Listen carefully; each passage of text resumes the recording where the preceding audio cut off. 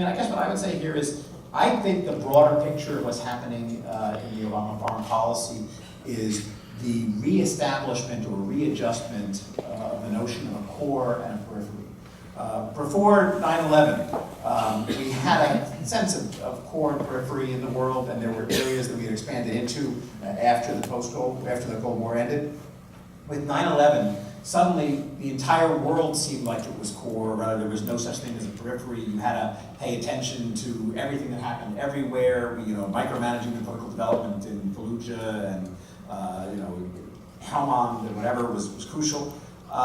The Obama administration clearly wanted to get away from that and has been trying to restrict the notion of core, pull back a little bit. But the question of they're getting pushed back because we no longer like to think of that. The people who say, oh, what Putin did in Ukraine is a first step and he's going to keep going forward and Estonia is next. I don't think there's a chance in hell that Putin's going to attack Estonia. I mean, there's all the difference in the world between NATO and not NATO. And the fact is he can attack Ukraine because Ukraine isn't in NATO. And whether or not you think we provoked him by saying we might want to take Ukraine in NATO, Ukraine was not part of the American defense perimeter. There are other things that are, and we have a commitment to that. And however much we might have been a little slow or hesitant in the reaction to the Ukraine crisis, I don't think anybody in the world has any doubt that if you actually did something against NATO country, the Article 5 security guarantee would come into play. And the same kind of way, so, you had several steps in your hypothetical after Phil talked about sort of when you would start to worry about ISIS after they did this and then did that. Well, before that happened, or at some point along that way, other people would start to worry too. My father used to have a rule that I liked, which was, if 3 people tell you you're drunk, go and lie down.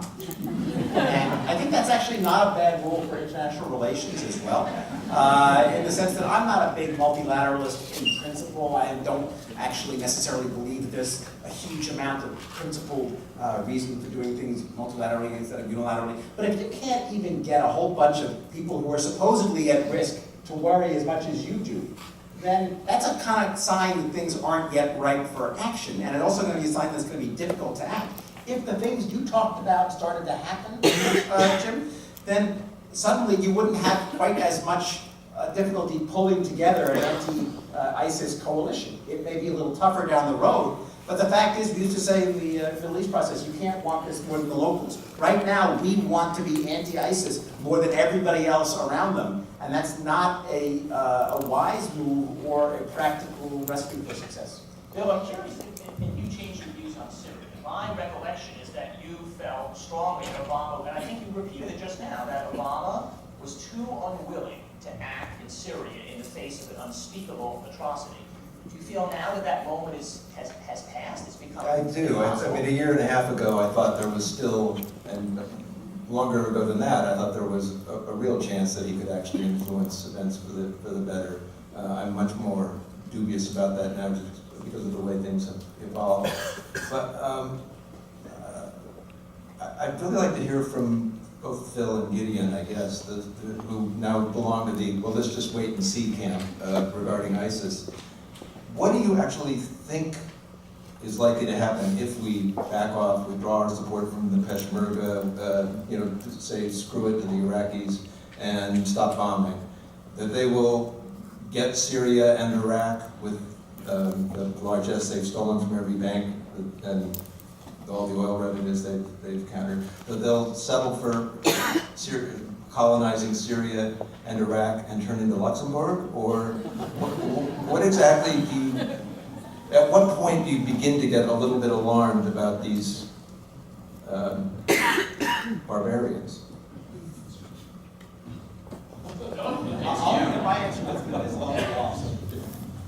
If it's too difficult for Gideon to answer, what fool am I to step in?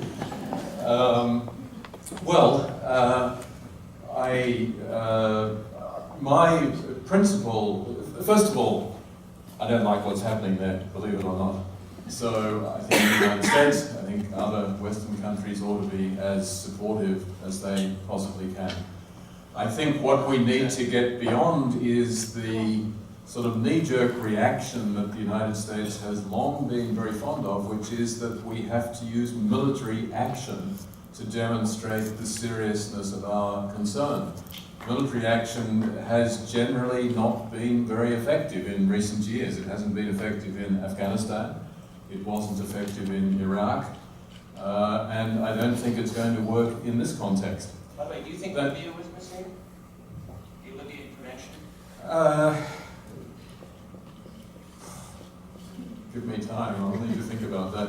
I mean, I think it's a very mixed bag. I didn't actually support it at the time. Now I think the Libyan situation is pretty tragic. How else would we have brought about change? I don't know. That's a bigger topic. So let me a different question then. Would you say that Obama should have permitted ISIS to take Baghdad, or really to move on Baghdad, if that's what would have happened absent any kind of American airstrikes? Well, first of all, that premise is very much open to question. But secondly, I think if you've got a movement that is that powerful, that is able to mobilize that many people, that it can take Baghdad, how's the United States going to stop that? Are we going to just continue to up our military involvement? We're going to put all the boots back on the ground, and we're going to be fighting what would, by definition, be a pretty huge popular movement? I don't think that's a good move.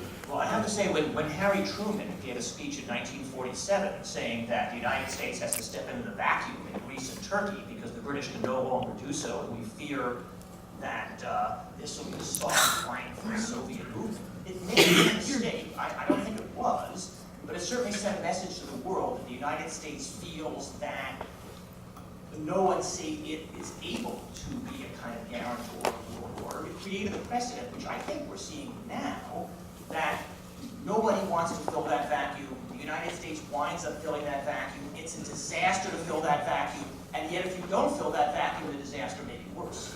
But Jim, he said Greece and Turkey. He didn't say absolutely everywhere.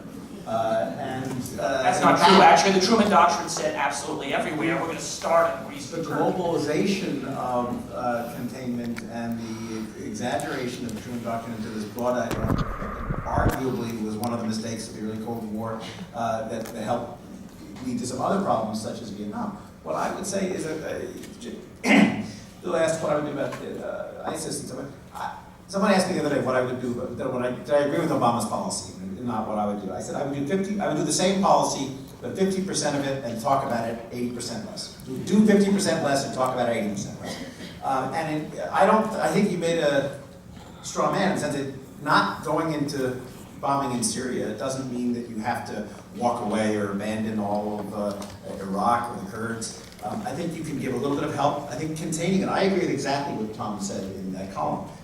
The fact is, ISIS has expanded to its natural limits, right? This is a place, this is a group that has preyed in the petri dish of the chaos in Syria and Iraq, and played on the sectarian divisions in Iraq because the Sunnis were alienated by the Shia government that was incompetent and vicious and excluded a large swath of the country. So that's why they could expand into Iraq. They've reached the limits of that. The Kurds are pushing back. The Shia are pushing back. There's no place for them to go. They're not going to go north because they don't want to draw the Kurds in. They can't really go too far in Syria. So what's going to happen? If we can contain them in the areas where they are now, they'll do a lot of damage in the Badlands of Syria and Iraq, and the Sunni areas of Iraq. This is not good. It is possible that over time that might lead to some problems elsewhere. It's going to be certainly crappy for any of the populations living in that area.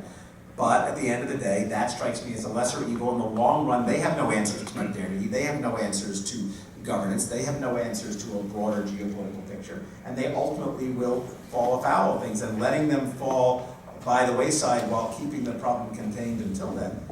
You asked when I would go in? If they went after the oil fields in significant and dramatic ways. Oh my God, that's such a horrible realist answer. Why do we only care about the Middle East because of oil? Well, the answer is yes. If they actually were to go after the oil, they're already going after the oil. I mean, that's partially what's funding ISIS is the fact that they're bringing in millions of dollars a day.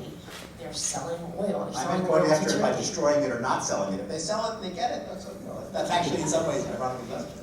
But I just want to throw one thing is, I mean, it really disturbs me, I mean, in terms of going back to Syria, is that, I mean, horrific crimes against humanity, and the fact that, you know, the United States and the international community, I mean, 200,000 people were killed in Syria, and I think to say that I think we should have done something, we should have done a lot more earlier. Let me ask a different question, though, which is one of the things Obama has tried to do and clearly not succeeded in is finding a language to speak to the American people that will make them feel like foreign engagements are worth doing. And as a question going forward, how is it you're going to be able to shape the American people out of what now seems an apathy and almost a surly hostility about foreign engagements?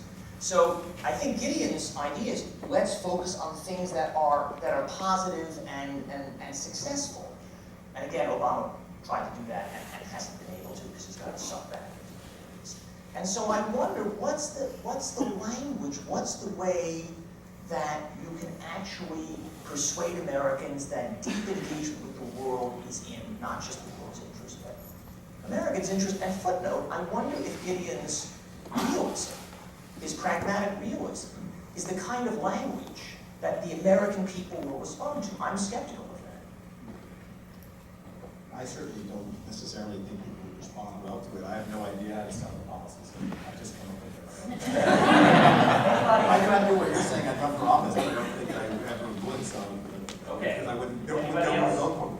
Just, quickly, we're all language people up here. We talk or write for a living, and I think we overvalue the effectiveness of words. And I think the effectiveness of words has actually been diminished as everybody's access to every pair of ears on the planet has grown. So I think the idea that if Obama just pitched the case differently, Americans would rise up in support of it. It rose up in response to a video of beheading, but they have not responded to a fireside chat. Nor do I think So they would like to. is the underlying fact that America, the default condition of the American public is not isolationist necessarily, but certainly a sense of a kind of ill-tempered self-sufficiency, except at moments of threat.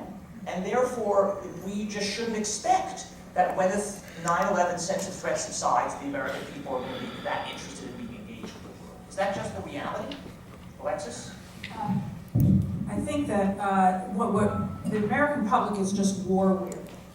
And I think that, the engagements in Iraq and Afghanistan with repeated recruitment deployments and the sort of images of these sort of wounded warriors and, have left these kinds of scars in terms of the public sentiment. And I don't think that the president, who thinks of himself as a writer too, and has somehow been frustrated in his ability not to give the great speeches anymore.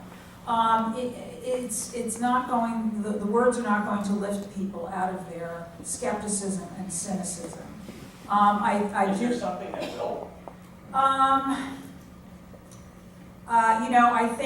I think the videos were very scary, and they shocked people into maybe wanting to do the right thing or wanting to act. But I think that there is a kind of a sense of uncertainty and a fear of getting sucked back into a kind of endless engagement. Well, so Philip, your field is human rights, and you'd like to see a foreign policy that was more deeply infused with those moral obligations. I assume that's a fair assumption. Do you feel that that's something that people will respond to if this president or some other president was more explicit about America's moral obligations? This, in effect, is almost the opposite of Gideon's point. That would actually be the kind of that people would respond to? Let me just say, first of all, in response to your earlier comment about the American people's wariness or weariness of international engagement, that so much of that conversation is about military engagement. And my point is that America shouldn't be thinking of its engagement in those terms. So I'm happy for wariness and weariness. But where it has to engage is in a much broader range of issues. Ebola, the various economic crises and so on. there is no choice, and I think the American people realize that globalization is a reality, and they've got to engage. Okay, how, for example, do you, I mean, I think you're being too generous to this problem. I mean, Americans believe that development assistance is